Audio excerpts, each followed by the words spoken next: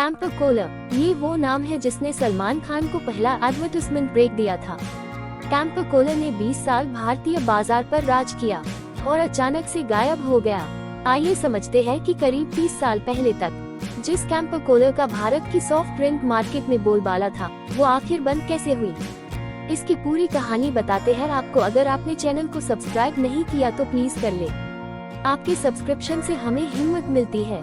साल 1949 में Coca Cola अपनी एंट्री के बाद से साल 1975 के आसपास तक इंडिया की पसंदीदा कोल्ड ड्रिंक कोका कोला हुआ करती थी। मार्केट पर एक छत्र दबदबा था। मजे की बात यह है कि कोका कोला का भारतीय कारोबार मुंबई का प्योर ड्रिंक्स ग्रुप ही संभालता था। 70 के दशक तक प्योर ड्रिंक्स ग्रुप ही भारत में कोका कोला का अकेला डिस्ट्रीब्यूटर और बॉटलर था। साल 1977 में इमरजेंसी खत्म होने के बाद जनता पार्टी की सरकार बनी। तब सूचना एवं प्रसारण मंत्रालय जॉर्ज फर्नांडिस संभाल रहे थे। बाद में उन्हें उद्योग मंत्रालय भी दे दिया गया। जॉर्ज फर्नांडिस ने मंत्रालय हाथ में आते ही देश में मौजूद सभी विदेशी कंपनियों को नोटिस जारी कर 1973 के FARA संशोधन का पालन अनिवार्य कर दिया। कई कंपनियां राजी भी हो गयीं, जो नहीं हुई उनमें एक कोका कोला भी थी। हालांकि कोका कोला को अपनी ड्रिंक्स की रेसिपी शेयर करने को कहा गया था, लेकिन कोका कोला ने इसके बजाय अपना कारोबार समेटना ही मुनासिब समझा। कोका कोला गई तो इसके डिस्ट्रीब्यूशन का काम संभाल रहे प्योर ड्रिंक ग्रुप ने मौके का फायदा उठाया और कैंपर कोला ब्रांड लॉन्च कर दिया। लोग कोल्ड ड्रिंक छोड़कर छाछ दही पर वापस आते। इससे पहले सरकार ने 777 नाम का कोल्ड ड्रिंक शुरू कर दिया।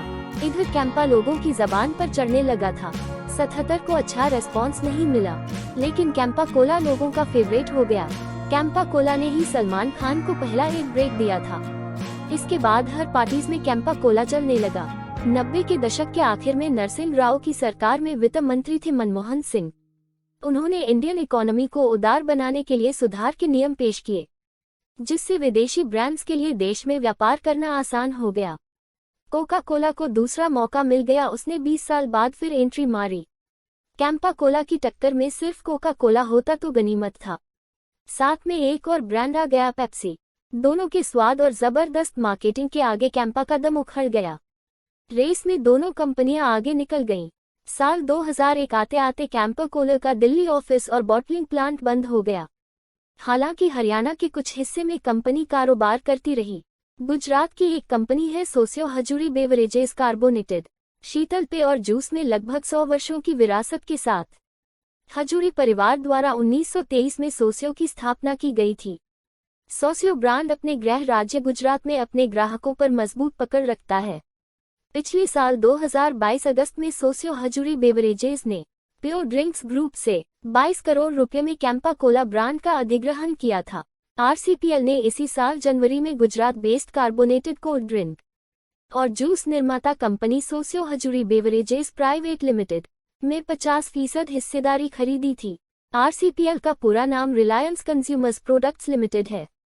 तो इस तरह से हुई कैंपर कोला मुकेश अंबानी की। रिलायंस कंज्यूमर प्रोडक्ट्स लिमिटेड ने देश के 50 साल पुराने कोल्ड ड्रिंक ब्रांड के रिलॉन्च की घोषणा की। रिलायंस के साथ Campa Indian soft drink beverage market में वापसी करने को तैयार है। शुरुआत में कैंपा के 3 फ्लेवर पीने को मिलेंगे, कैंपा कोला, कैंपा लेमन और कैंपा ऑरेंज।